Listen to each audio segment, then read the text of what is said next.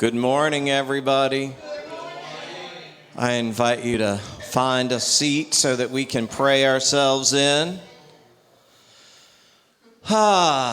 Just get in whatever your comfortable prayer position is. Close your eyes if that's comfortable for you. Just focus in on your breathing. And as you're doing that, I invite you to think of something that just makes you smile. I don't care what it is, it's none of our business. And in that place, recognizing that gratitude and pouring that gratitude forth into this place where we are together. We say thank you for this day, thank you for this time, thank you for this place, thank you for these teachings, and thank you for all these other people that came here together with us.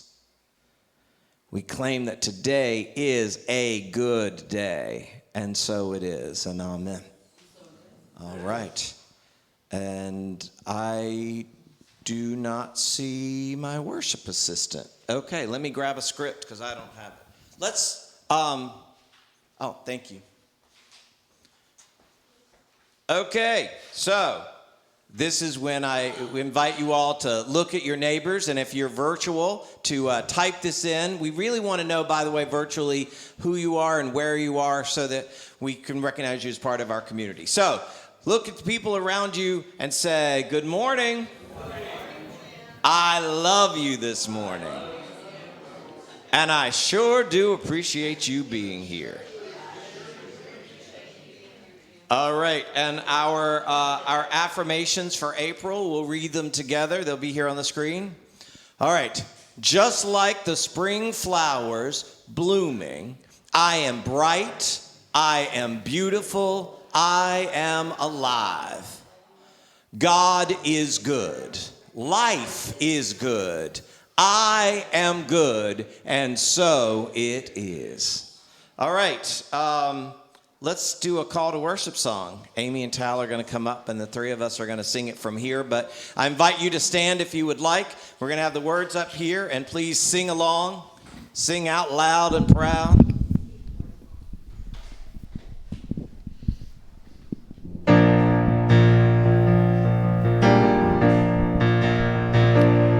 Am I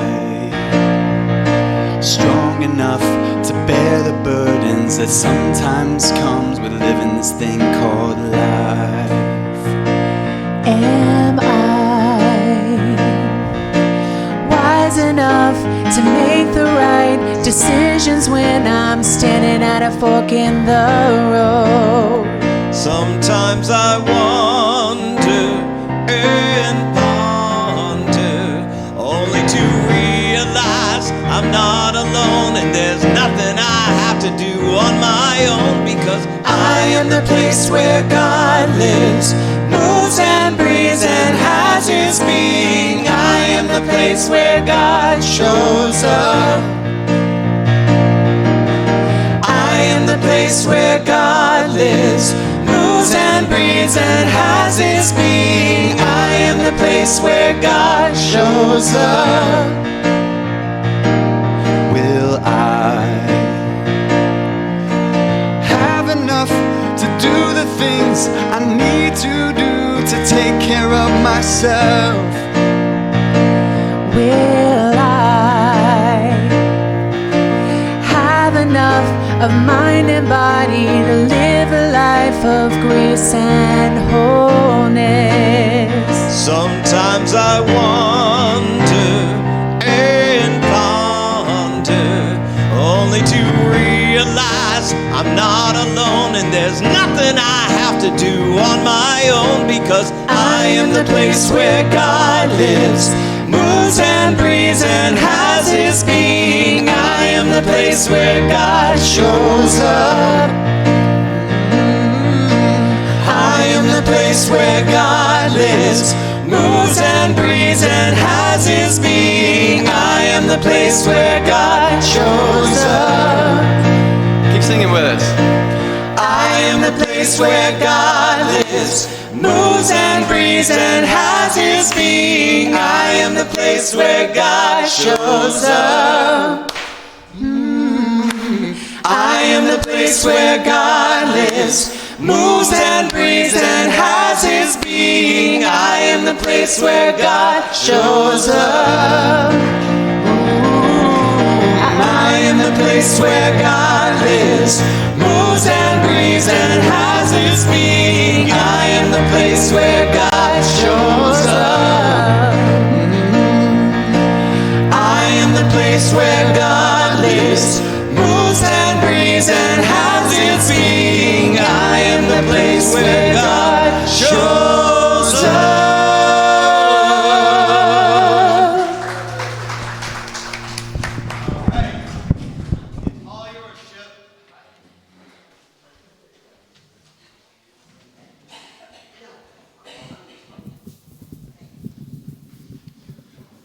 Hi, I thank you, and I apologize. I'm a little bit late on you, aren't I? Uh-oh.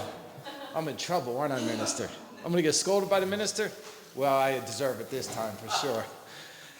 Well, it's so nice to see all of you, and thank you to all of you who were part of Janine's celebration yesterday, something we really enjoyed. It was really a meaningful and a very good time. So nice to see all of you today. The first thing we're going to do is offer the unity reading for the day, and the daily word is titled, We Gather and Magnify the Presence of God. As I gather with others in the spirit of love and peace, my awareness of God's presence becomes more powerful, even palpable. Together we create an energy, a vibration, greater than any of us has alone.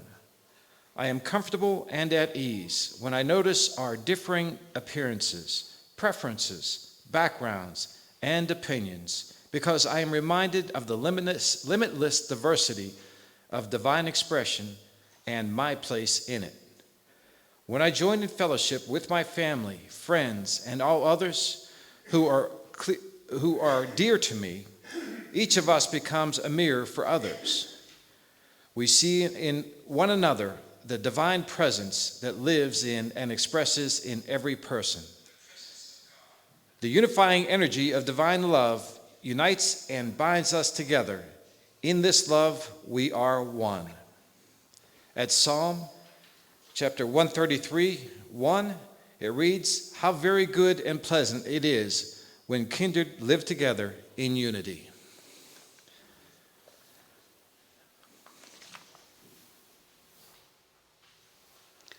Good morning. I'm your prayer chaplain today, and it would be my honor to pray with anybody in here. If you want to pray about something good, let's pray about it. If you want to pray about something that's bothering you, I'm here for that too. We also have Charlotte and Kathy, who are also prayer chaplains. So if you don't feel close to me and you feel close to them, feel free to use them. We can go back in that room if you want to be alone, if you need privacy. We have another place that we can go and be alone and pray together. So, prayer works, and let's pray together. Here's the list of our people that are on our list. Oh, here comes Nana with our prayer box. And if you put your prayer in there, you can just let go of it because you know it's being worked on. Thank you, Nana.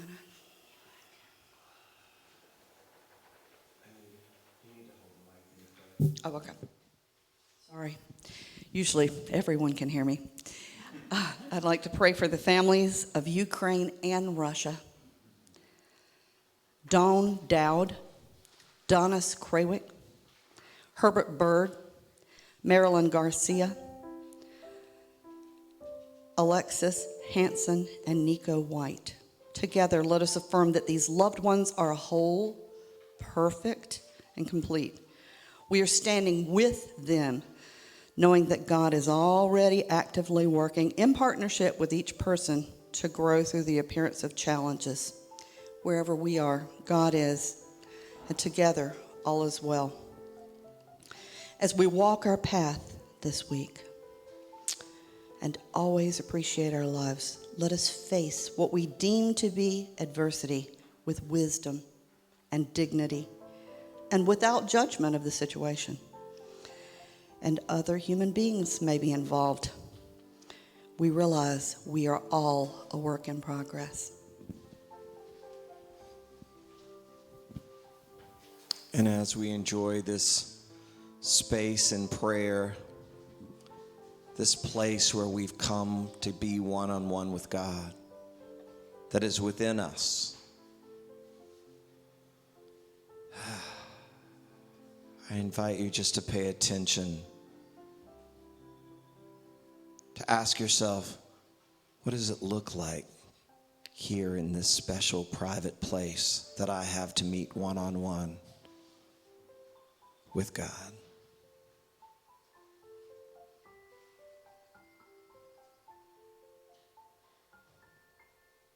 What does it feel like to be in this space?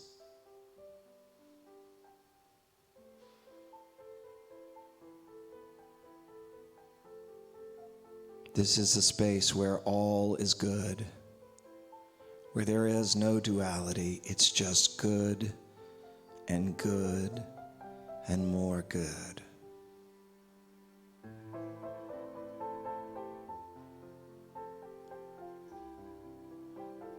Let us affirm that we are one with God, that we are one with all people, that we are one with all life, and that makes us one with the one.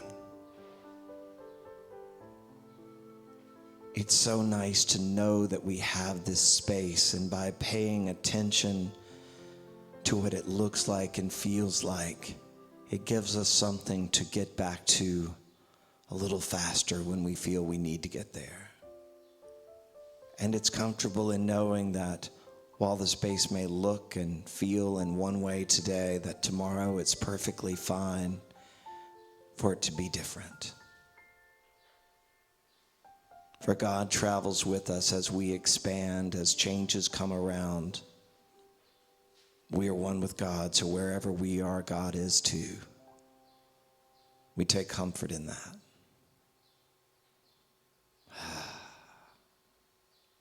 And so it is. Amen.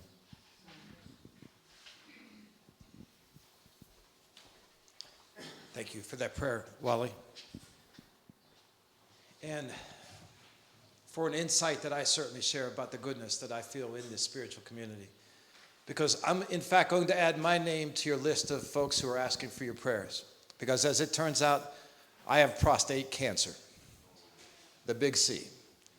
It's here, and it's my time in the saddle. And thankfully, we caught the tumor early. And I was seeing a urologist for another matter altogether, but he had an ultrasound, and he saw that my prostate looked different than what he expected. So he asked me to do an MRI, did the MRI. The radiologist says, this man has cancer. So I did the PSA, and I've been a little technical here, but if you have a PSA of 4 or above, that's typically when they're concerned. My PSA came back a very healthy 0.7, meaning that my tumor has not advanced anywhere near suggesting that it has spread to other places, which is just great news. So I had a very important meeting just this past Friday with my main doctor, the urologist, and we're going down a path where I'm going to have radioactive pellets placed into the prostate itself. He tells me that this procedure, considering how early we caught my tumor, has a 99% chance of success. Those are good odds. Because I want to share more time with all of you. I want to share more time sharing the love and the support that I've felt from each and every one of you. So thank you. Thank you for allowing me to be late. Thank you for allowing me to be me once in a while. It's not perfect, is it? But by the same token, I love each and every one of you, and I really appreciate your support so much. So thank you for letting me take that moment of personal time. Keep me in your prayers this evening, because what we're going to do this evening is share with my 12-year-old son this news, right? He doesn't know. Now, he has a tremendous support system in his life, including his mom and dad, and we truly love him completely. But he's going to see his counselor tomorrow, and I've alerted the psychological support team at Greensboro Day so that they can pay attention to him. At 12 years old, he's going to process some tough news in a way that I want to make sure that he's stable and secure. But keep him and us in our prayers as we go through this day as well. Now, I owe you some announcements, don't I? Is anybody here for the first time as a visitor by any chance? If so, please raise your hands, because we'd like to share a gift with you and some information. Anybody here for the first time? Okay. Thank you. Thank you very much. It's so good to have you with us today. A couple back there. We have a special event coming up involving stress. It's called Relief at Last. And maybe this would be a good one for me to see, considering my last several days. On Wednesday, April 27th, from 6:30 to 8 o'clock, and you can attend either in person or in Zoom. And we know that stress is held in the body. And when we withhold from expressing our ability to deal with stress, it has a way of compromising our own immune system in and of itself, along with other things. So that I think we're talking about a very effective and a very important program for many of us. So please consider this coming Wednesday from 6:30 to 8 o'clock. You can come in person or on Zoom. We actually have sign-up sheets in the back for it at the same time, and that would be helpful if you do plan on attend, recording your name on those sign-up sheets at the same time. And now it's my great pleasure of reintroducing Amy and Tao. Thank you so much for being with us. Oh, just Amy? Just me. Okay, very good. Thank you.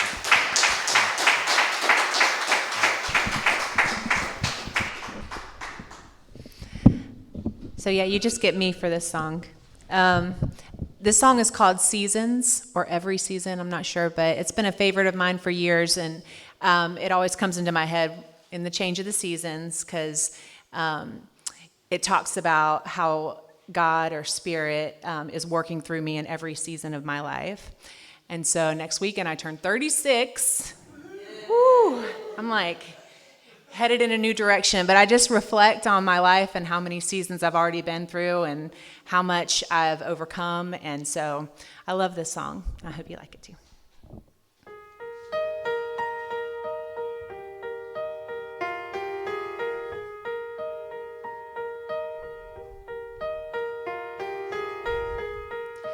Every evening sky, an invitation to trace the patterned stars. And early in July, a celebration for freedom that is ours. And I notice you in children's games and those who watch them from the shade. Every drop of sun is full of fun and wonder. You are summer.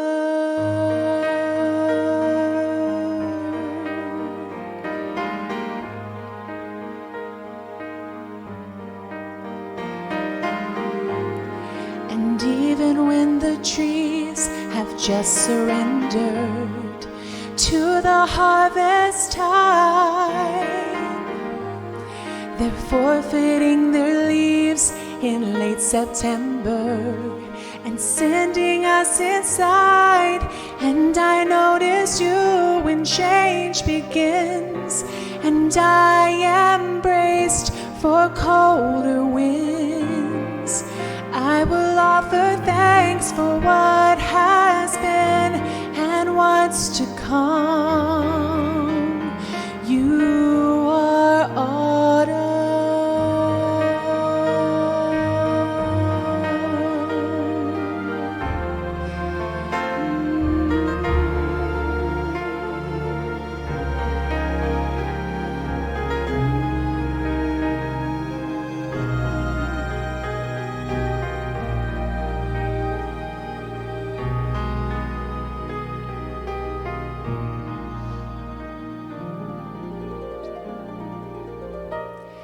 And everything in time and under heaven finally falls asleep,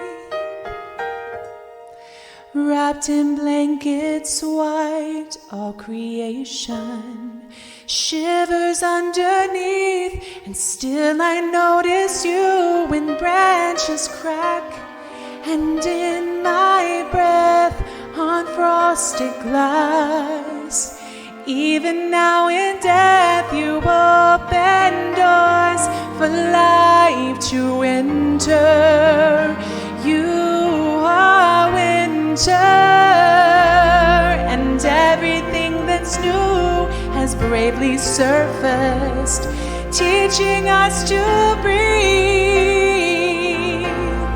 And what was frozen through is newly purposed, turning all things green. So it is with you, and how you make me new with every season's change.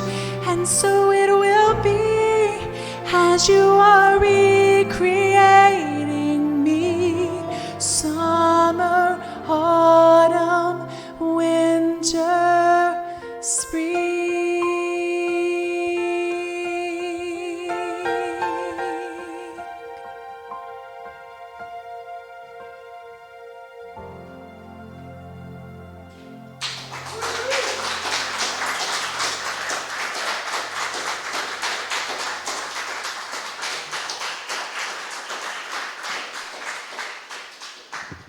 Thank you. And let's thank Anita for these beautiful flowers that came out of her yard this morning.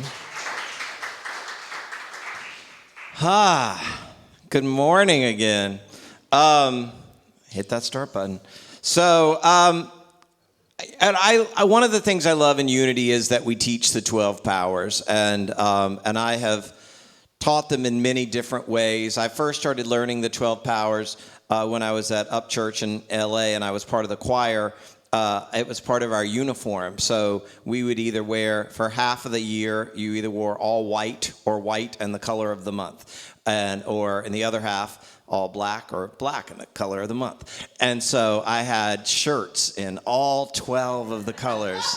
And my mom and my brother here in North Carolina were like getting in on the game and like, can we get a copy of that color chart? And then they would find a shirt and send it to me. And so I think I memorized the colors first before I've spent entire church Sunday lessons on one of the powers, both from just a general perspective of the power, and then I've really gotten to enjoy looking at the power through the disciple that is attached to that power.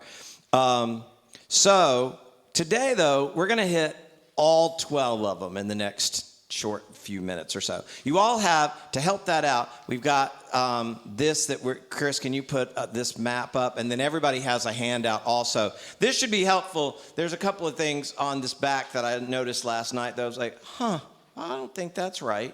But I didn't type it up. I just stole it from Google.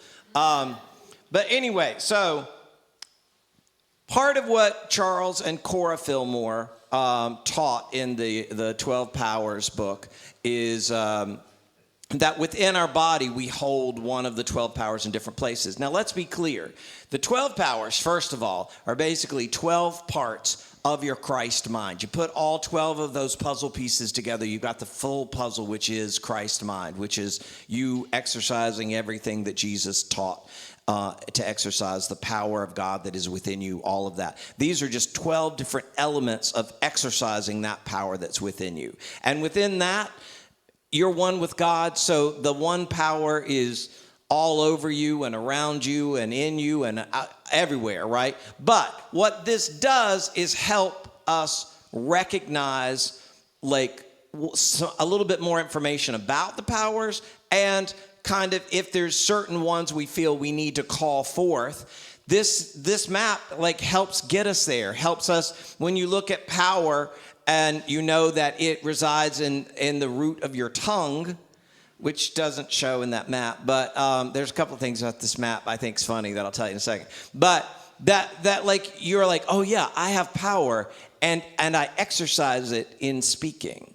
I exercise it in what I say. So this map helps with that part.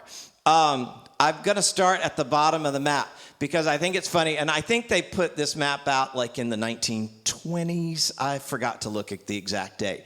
But so the power of life resides in our generative, I can't say that word suddenly, in your generative organs. And then the power of renunciation or elimination resides in, how do they word it here, in your abdominal region. But it's not just your abdominal region. So these two are flipped. But in the 1920s, they didn't want to put the word life right here because that probably would have seemed sexual. So they put life at the butt, but but is where the elimination part is. And I don't think I need to go into a lot of explanation for you to get why that is where the elimination power, it's like, get rid of it, let it go, right? So really those two should be flipped.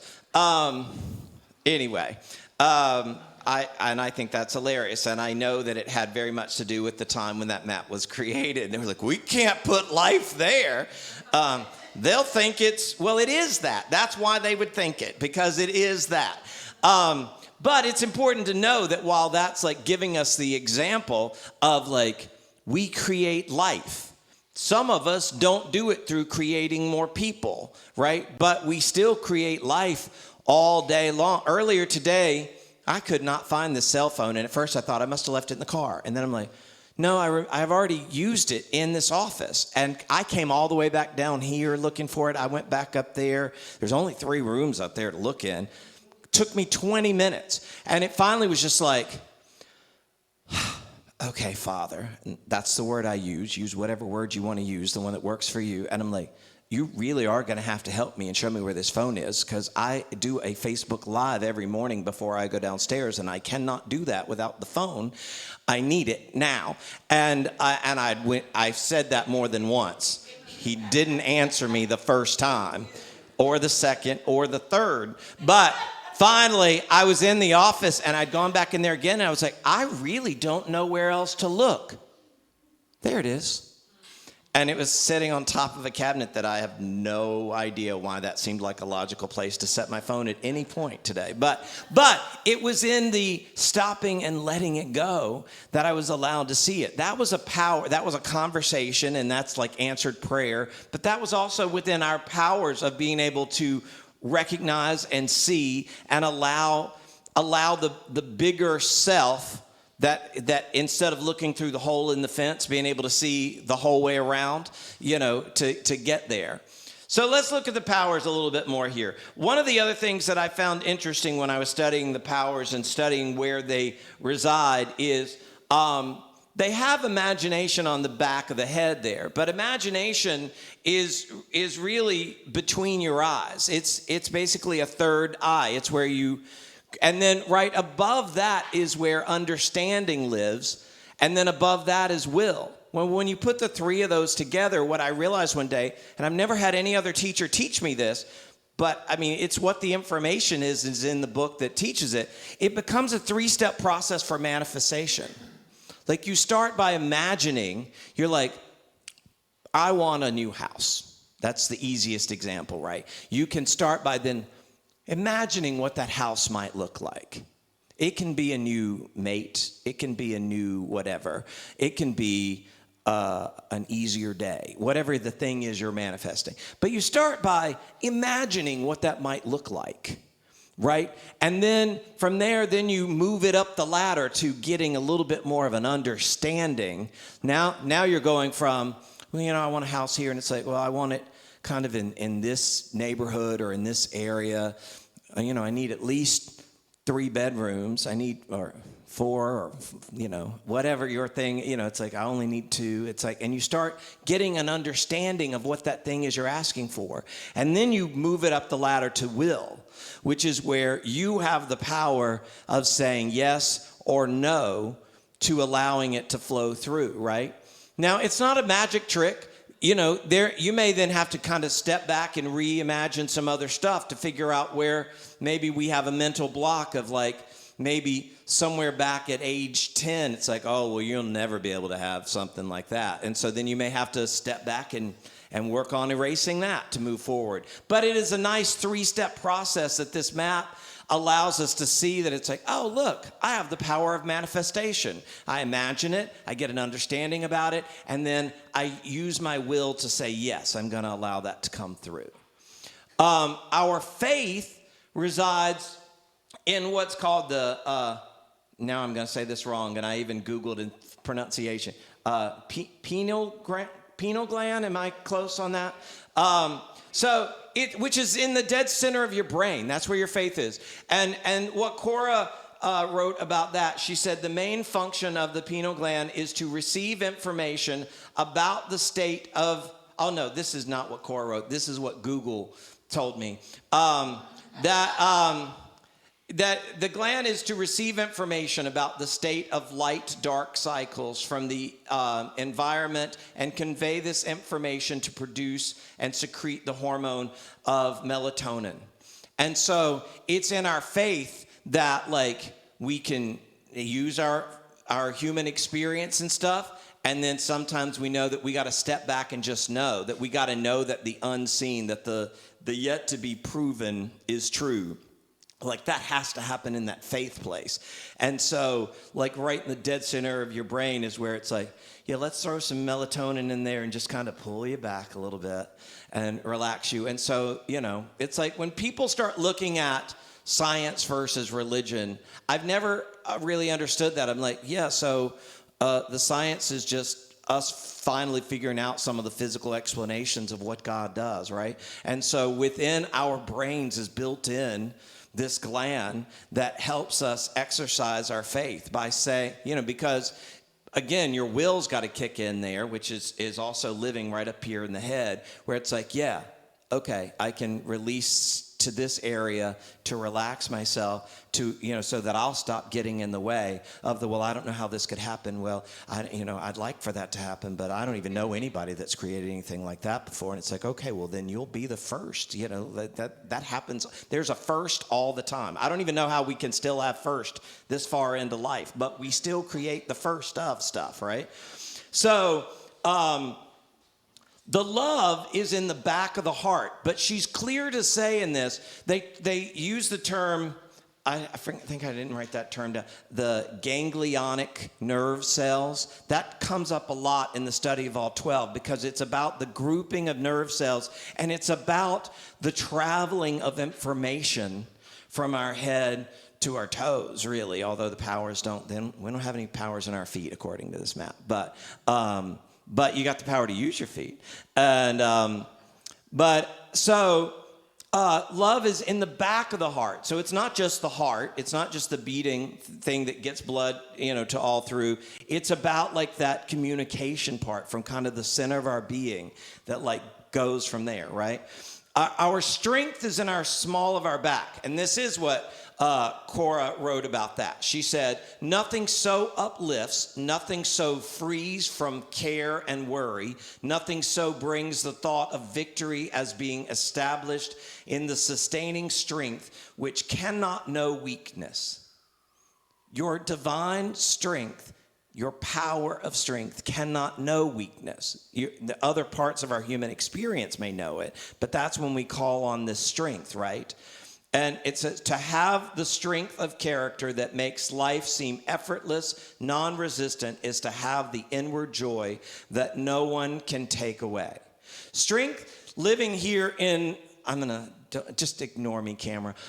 Strength living there in the lower back is about balance, right? And if you see, it then works in partnership with wisdom and order who live there. So what do we have on those two?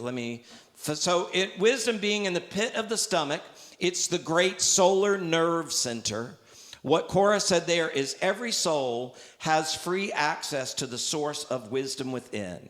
As we approach the divine source, wisdom, and begin to realize our oneness with it, we find that we are evolving a higher intelligence than that of the intellect, and that we are learning the greatest of all sciences, the science of mind, except in unity, not in religious science, which is also known as the science of mind. We find that the primal principles of being are pure ideas, that these ideas express themselves in pure words and thoughts. Divine wisdom, divine judgment has in the essence of goodness. So that is working with strength. And then your order is, again, like at first it said in the book, in the navel, but then when you start reading the stuff, it's in the back of the navel. So it's all about that centering part, right? She said there, divine order radiates its mighty power into the other faculties and sets them into sustained activity to end that perfection shall be brought forth. Thus, through the operation of divine order, the greatness of the soul is demonstrated and the nature of God is revealed. So when you start looking, what this helps us is like, if we've got a moment where we got to go do some doctor visits and maybe we've got some medical procedures coming up and we really need to use our faith, right? That's when you're like, all right, well, I've got faith in this. And it's like, okay, I'm going to use my faith. And I'm also going to keep myself upright in this moment. And to do that, I need to look at wisdom and order and strength. And I've got this map now to help remind me of that. And I know when I look at the map to reverse things like life and elimination. And then let's see which one I might have missed here by jumping around in the way that I did. Zeal lives in the back of your head. So zeal is when, again, it's like, oh, it's in the back of the head. When you start reading and chorus stuff, it lives in the medulla, which is at the base of the brain. And Google says about that, the medulla is a tail-like structure at the base of the brain that connects the brain to the spinal cord. It carries signals from the brain to the rest of the body for essential life functions like breathing, circulation, swallowing, and digestion. The power of zeal is our quickening power of the word. So that it's the quickening power of the word, which means that it's not just something that's being said now, it's something we're putting into action. And so it becomes, we've got these faith, zeal, and power are really working as partners, while will, imagination, and understanding are working as partners. Love's like, yeah, I work with everybody, right? You know, I got kind of my own space, but, you know, I look, what love and wisdom, that's where looking at it through the disciples work really well, because John and James represent those two powers, and they're brothers. And so it shows, and like, you know, just from life experience, if you use love on its own, it may tend to run a little hot and you know, go off into woo-woo land, right? And wisdom, if you use it completely on its own, may run a little cold and be a little too just, well, here's the information, right? But you put love and wisdom together, and so they're kind of beautiful. But that's from the disciple looking at it. So then here again, we look at partners of wisdom, order, and strength. And then, interesting, you look at a partnership between life and elimination, because the power of life isn't just to live, it's to give life. That's why we use that part of the body to show it. It's about saying, I'm giving this life. And in partnership with that, there are some things that are not working in my life that I'm going to stop giving life to and eliminate. And so, again, these powers are yours. Like, you can say, you know, they're yours whether you choose to use them or not. They're yours however you want to do it. And they're yours that you're using involuntarily. All of us have used them involuntarily all the time because it's just part of who we are. But like when you start saying, yeah, I want to look at that and use it on purpose, then this map is a really cool thing to show how to do that. I wanted to point out, I forget which one now. Oh yeah, strength, for some reason on this colored map on the back, which is kind of cool, and I used to use this to come up with my shirt colors. It says that strength resides in the loins, but it's not, I don't know why it says that, because it's in the lower back. It's about the, you know, it's not too far off the loins, but I would call the power of life closer to the loins, But so, you know, the strength is really in the lower back, and that's what the Fillmores wrote in their book, too. So I don't know why that's on this piece of paper that I gave you all, but that's what was some other church put out that I then stole from Google. So this is a really cool thing to keep around, though, too, and know that they're kind of in an order across the way, letting you know the months that we celebrate them, although it's important to know that they're all available to you all 12 months. But you get the month, you get the color, you get the area of the body, you get the disciple, and with this little chart that you'll all, if you don't have magnifying glasses, you might want to buy one. Although you can use your phone for that now too, and then just blow it up. You also get a little affirmation. So I invite you to use these. I invite you to play with them and think of something in life that maybe you can do. Like yesterday, I'm sure I'm on my own, that none of you all ever have this problem. But every once in a while I wake up and I'm like, oh, okay, today is an anxiety day. Like there's just this thing that's kind of in my gut that like, I don't know what's going on, but it's a day. It's a day. And yesterday was a little bit of that day in the morning for whatever reason. But because I was preparing for this, I was like, all right, if I'm having kind of this, what's going on here? I'm like, well, where am I not using wisdom? Because that's where that lives, right? Where I was having a shaky, I'm like, where am I not using wisdom? And part of it that then really started coming up was I was on my way to a family gathering where I haven't seen my cousin since 2019, where I, go to this gathering that really invites grief to come up because lots of aunts and uncles and my parents aren't there anymore and stuff. And it's like, okay, we can work with that. But I hadn't thought of that out loud, but I used this power for that. So that's just an example of pay attention. If there's an area of your body that's bothering you, sorry, the foot is not a power, so I don't know what, David dropped something on his foot. Kind of look at it that way, play with it. Let this be something that's a tool to help you live better, because that's what it's all about, is living our happiest and our best lives. So play with this and let us all know how it works out for you. And then also, just so you know, at the end of May, our last Sunday, we're going to have, it's called a youthful approach, and we're going to have the youth involved in like every aspect of the Sunday service. And we're going to be talking about Lydia from the Bible, who sold a purple fabric. And May is the color of purple. So we're going to invite you all to wear or have some purple with you on that day. So I'm giving you a month's notice if you don't already have purple in your wardrobe. All right, that's it. I love you. I bless you. I behold the Christ in you, and thank you for being here today.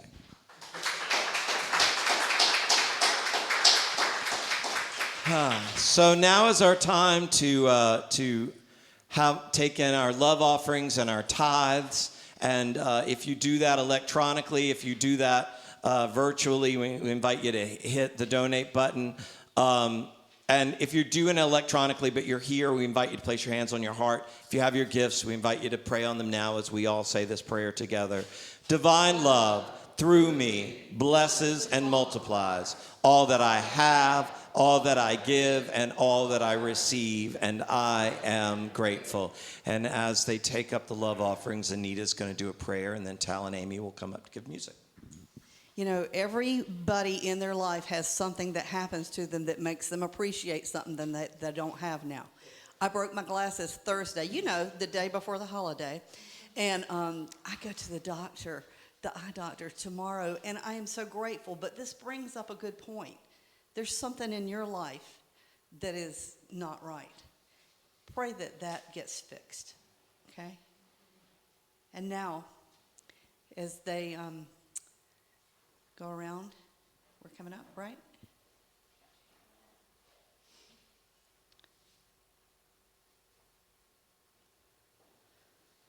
We're so grateful for the gifts given today. No matter what the amount of the gift, it's the energy with which the gift is given that is important.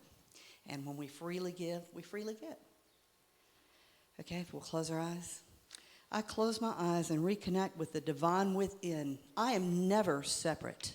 I remind myself that when I feel alone or depressed or in lack, that I have forgotten that I am the Spirit of God. I am only divine essence. I am love manifesting in the world. My separateness is my own illusion. I express gratitude for the gifts that I bring to the world. I am loved and appreciated. And so it is.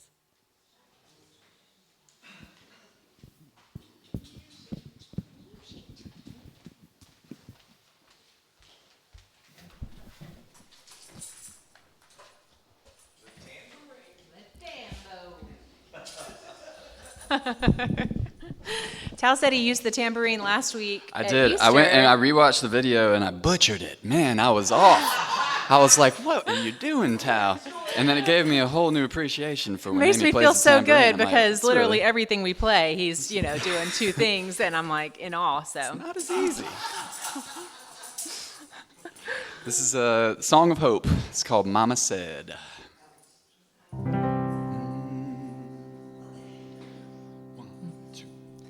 Mama said, don't worry, where the sun is gone, you can see it shining when everything feels wrong. Don't you know your darkest hour's only 60 minutes long, and tomorrow's on its way. Mama said, don't give up today. I know this night is weighing heavy on your heart. You're beaten and broken, and the world seems so dark. You never thought that you could ever fall so hard, but you're not as alone as you think you are. Mama said, don't worry, where the sun is gone, you can see it shining when everything feels wrong. Don't you know your darkest hour's only 60 minutes long, and tomorrow's on its way. Mama said, don't give up today. I know you're lost, can't see the light, but the brightest stars need the darkest night. This storm will pass if you hold on tight. A new day is dawning on the other side.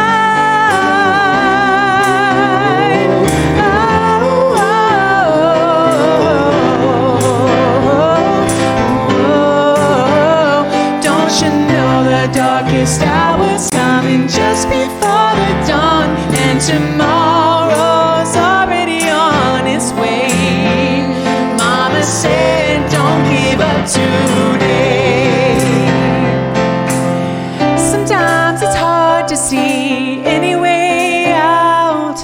The weight of this world keeps on dragging you down.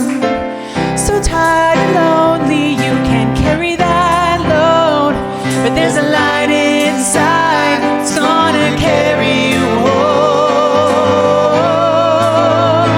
Mama said, don't worry, when the sun is gone, you can see it shining when everything feels wrong. Don't you know your darkest hour's only 60 minutes long, and tomorrow's on its way. Mama said, don't worry, when the sun is gone, you can see it shining when everything feels wrong. Don't you know your darkest hour's only 60 minutes long, and tomorrow's on its way. There's a purpose in your pain. Mama said, don't give up today.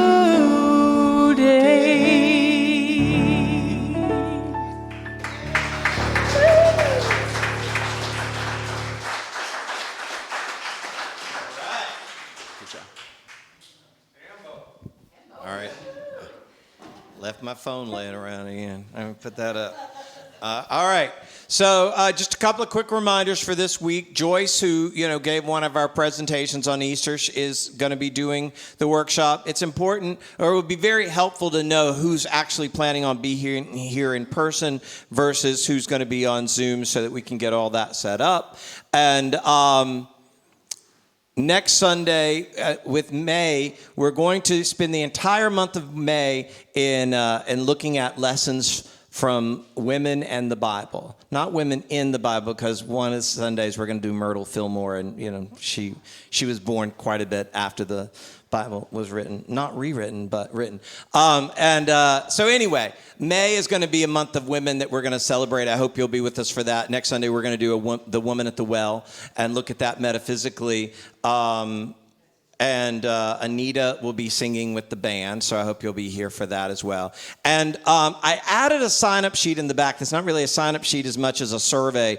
I'm looking at doing a class in either June or July, and so what I need to know is, A, who would be interested, because I'm told that people don't want to do stuff in the summers, but we're still living and breathing, so we might as well do something together, right? So the question is, would you rather do a Tuesday night, 6:30 to 8, or a Saturday morning, 10 to 11:30, and it will be from home on Zoom. It will not be in person at all. So, even Saturday morning, you don't even have to get dressed. You just, need to not be naked from the waist up. And and then the other question is, would you rather do a Bible metaphysics class or the Emily Cady book, Lessons in Truth? So that's on the back if you will let me know that. And if you're watching virtually, if you email us at info@unityingreensboro.org, that would be incredibly helpful. Okay, let's sing the peace song and do the prayer for protection.